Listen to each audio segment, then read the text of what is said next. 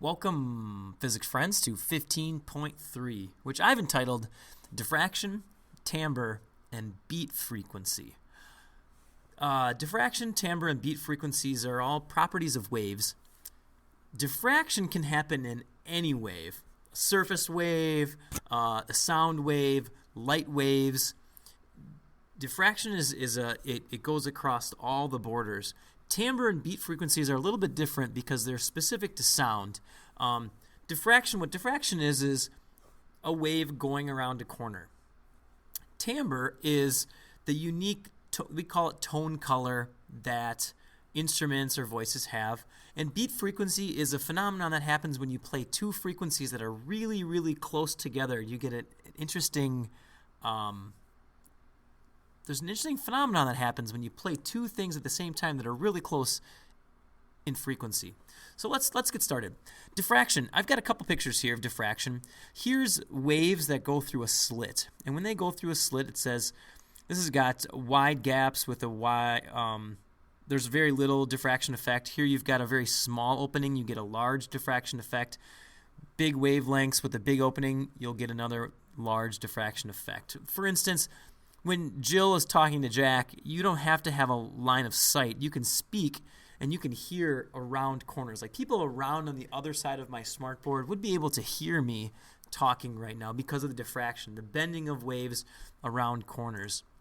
And they bend around physical objects. This is a person playing on a stage, and the difference is the difference between wavelength here.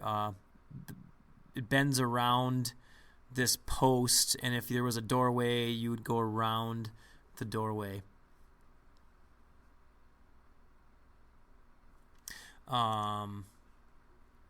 Diffraction. Something really unique happens if you take two slits, put them right next to each other, send a wave at them, and it makes a really... Here's another interesting phenomenon. It's called the double slit experiment, and we're going to watch it right now and how it pertains to light.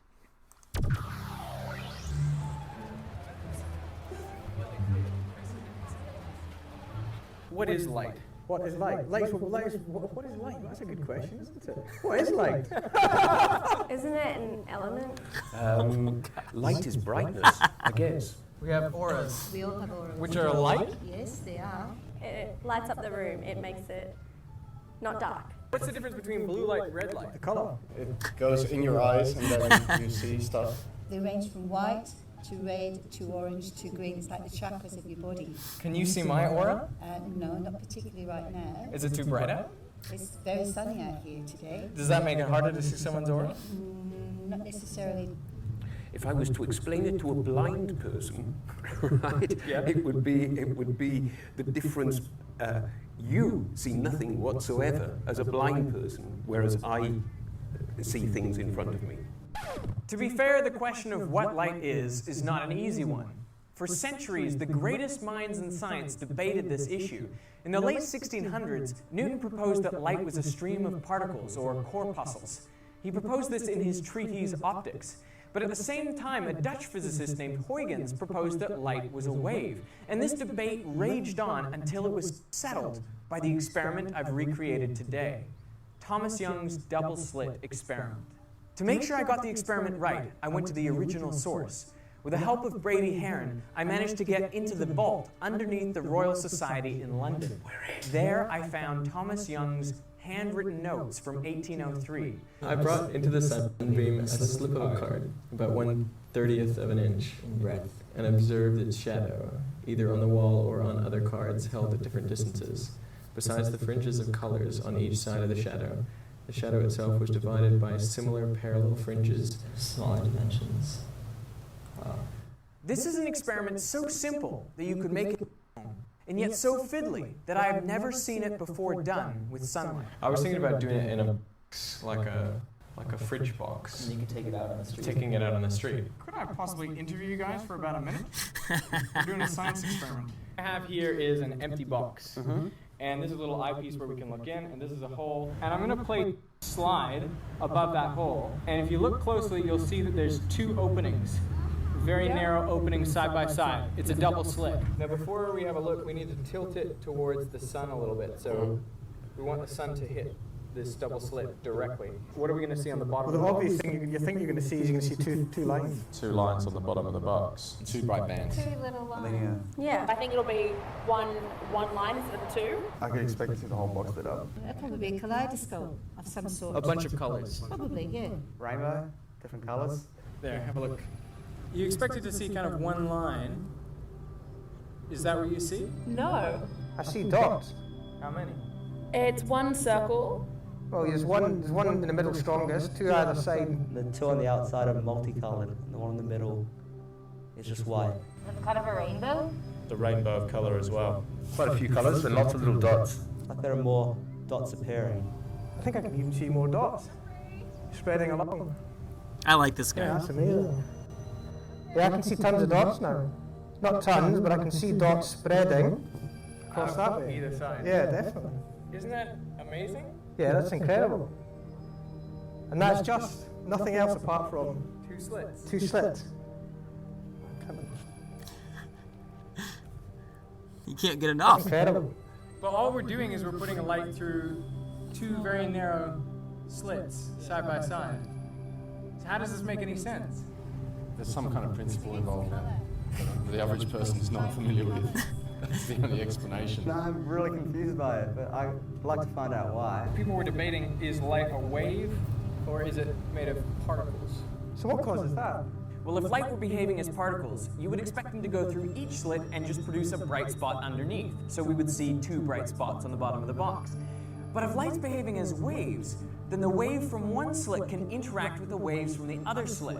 I've got a demonstration here on a little pond. This where we demo can is see this with really water cool. waves. I have 2 sources of ripples, which are basically like the 2 slits.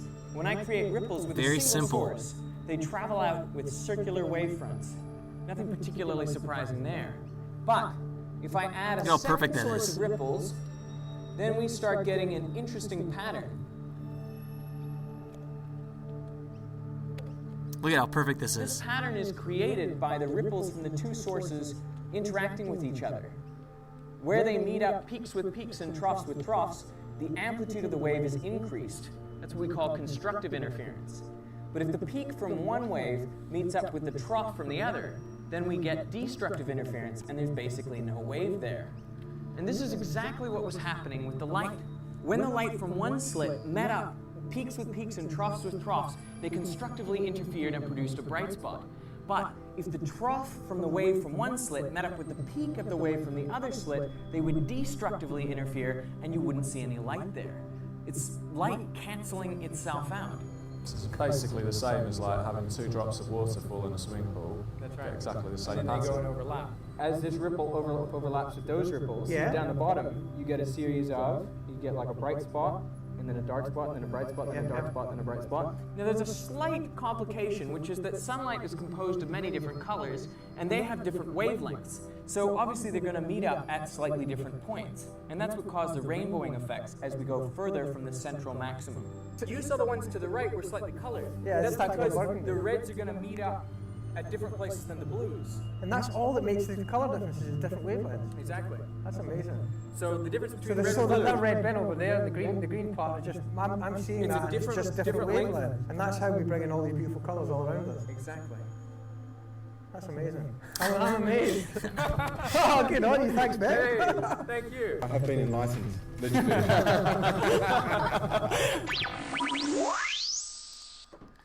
Love it. Light interferes with itself. That's what makes a wave, is that it can interfere with itself. And if you get an interference pattern or diffraction, that is a telltale of it being a wave. And that's how they proved light was a wave. There's other experiments that have proved that since that light is also a particle, and that's a conversation for another day. Timbre. I want to talk a little bit about timbre right now. What I've got here, this is data that I actually took over the years, specifically just last year and this year, of different instruments. I've got an oboe, an alto saxophone, a piano, tuning fork, Mr. Hare singing. We are all singing concert A, meaning that we're all singing 440 hertz. And you'll notice that they're all relatively the same height, too. So we're all the same volume. The periods between each waves, We're all singing the same frequency, but you'll notice a stark difference between all of them. And that's what we call timbre. Timbre is, these graphs right here are physically position versus time graphs for whatever is vibrating. So in an oboe, when you look at this, the reed is going up, up, big one, up, big one, up, big one. Alto sax, big hitch, big little hitch. A piano's got all sorts of crazy stuff going on. A tuning fork, look how pure that tuning fork, those tuning fork hands are coming in, going out, going in, going out, and you're getting, and then Mr. Hare's voice, just craziness.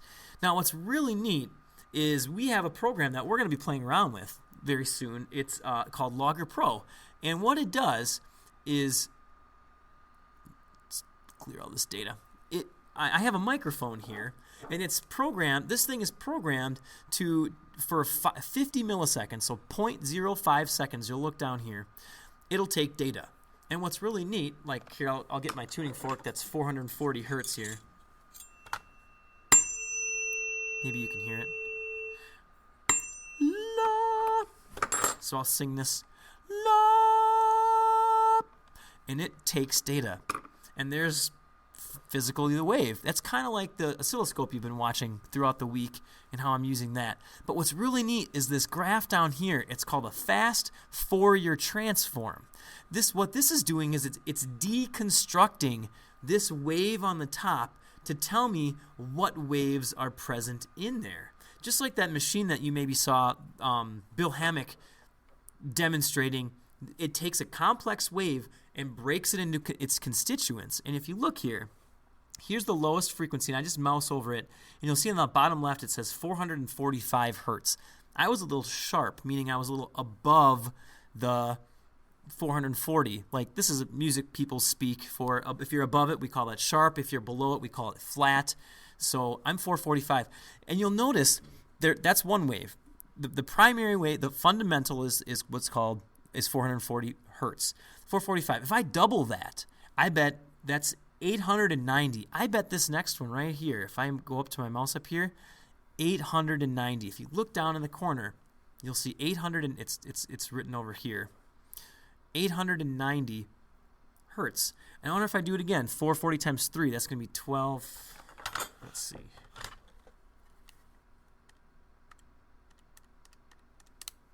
Like 1330, something like that. There, 1333. So these are called overtones.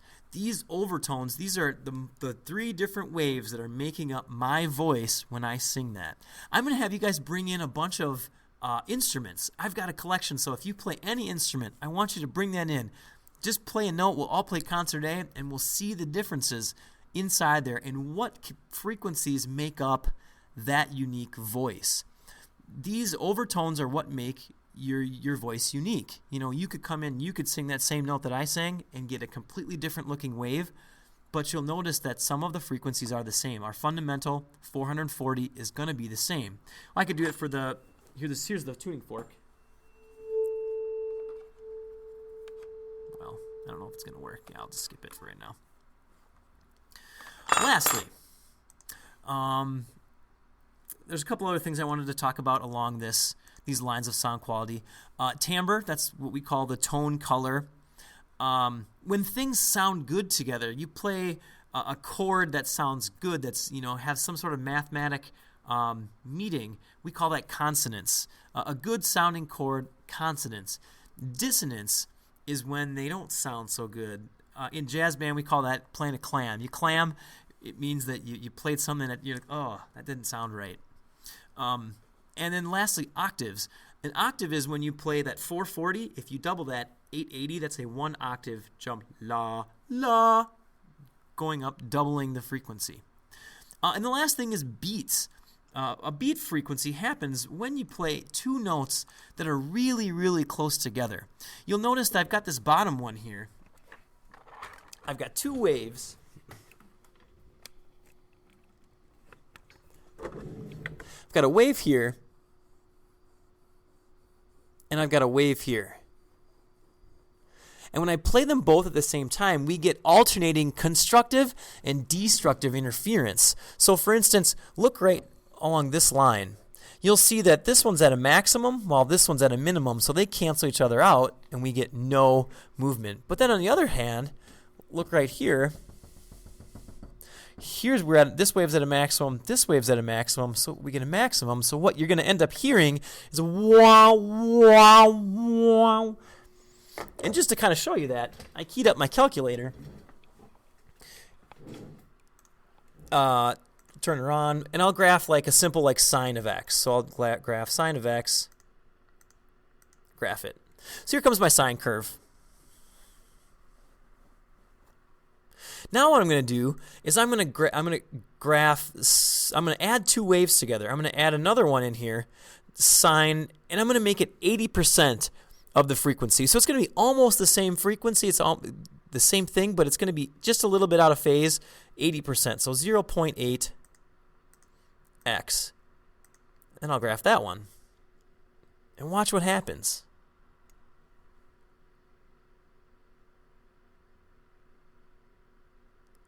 You can see that. Now if I make my window a little bit bigger, let's like zoom this out. We'll make my bottom negative 3,000, and I'll make my top 3,000.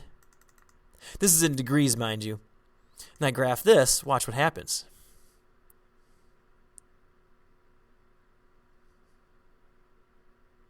Alternating constructive, destructive, constructive, destructive. Now, when we tune instruments, we actually can hear this. Like if you have a good ear, you'll hear the wah wah wah wah. And what you're trying to do is adjust your tuning so that you hear nothing, because the number of beats that you hear, is you subtract the two. You take frequency 1, 180, like 440 hertz, frequency 2, 442 hertz. The difference between them is how many beats you're going to hear per second. So if you're hearing 1, 1, 1, 1, 1, 1, 1001, 1002, there's like 3 of those beats in between for each second. That means that I'm off in frequency by about 3 hertz. So this is just kind of some neat things, other things about waves that we haven't really quite talked about yet. And I wanted to hit those for you before we go on to light. So diffraction, waves going around corners. And you get that interference pattern when you have a double slit. Timbre, that's tone color. You know, the different physical way that the objects are vibrating give each of it its own unique voice. And lastly, beat frequency. It's that alternating constructive and destructive interference from two things being really close together in frequency.